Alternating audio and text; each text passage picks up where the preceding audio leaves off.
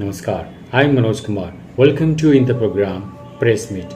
In this program, we cover press conference, media interaction, and a speech of the chief guest at the program. So, without spending so much time, let's go to the event. Any brain issues, spinal cord, nerve issues. So हमारा main काम होता है ये decide करना कि patient brain dead है कि नहीं. अगर पेशेंट unequivocally brain dead है, then only the process of harvesting of organs can be started. So brain death क्या होती है? Cardiac death से कैसे डिफरेंट होती है?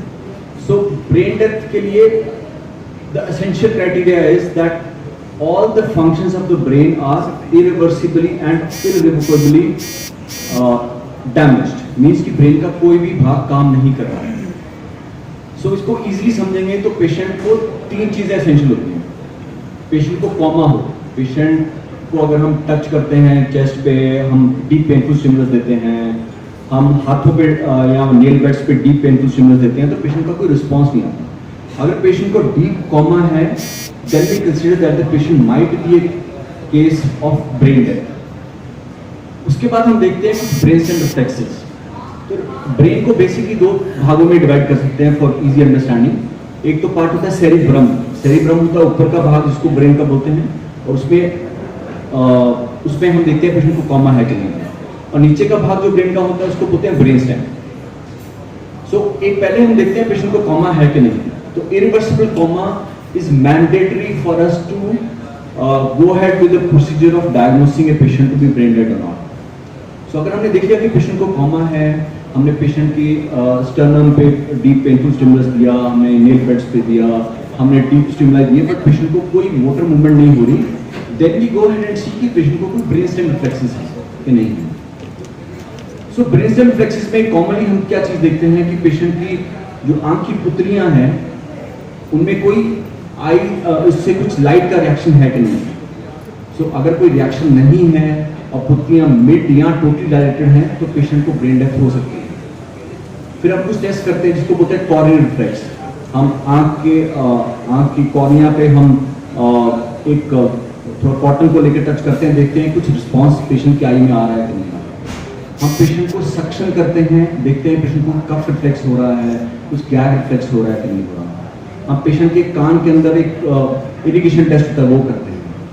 तो अगर हमें लगता है कि ओके पेशेंट को कॉमा भी है, पेशेंट का कोई ब्रेन स्टेम रिफ्लेक्स नहीं है, जो मैं अभी डिस्कस किया कौन से कुछ मेजर रिफ्लेक्सेस जो मैंने आपसे डिस्कस किए, ये सब एब्सेंट है. So patient has coma, deep coma, and patient has no brain stem reflexes.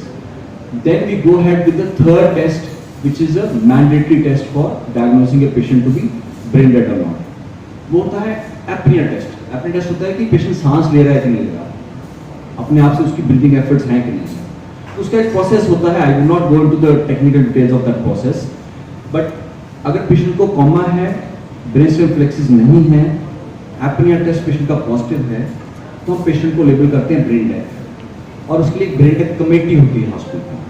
उसके अंदर 4 लोग इन्वॉल्व होते हैं और चारों लोग उस टाइम देखते हैं कि जो फाइंडिंग एक इंसान की है वो सबको उसको कॉन्कर करते हैं कि हाँ यही फाइंडिंग्स हैं.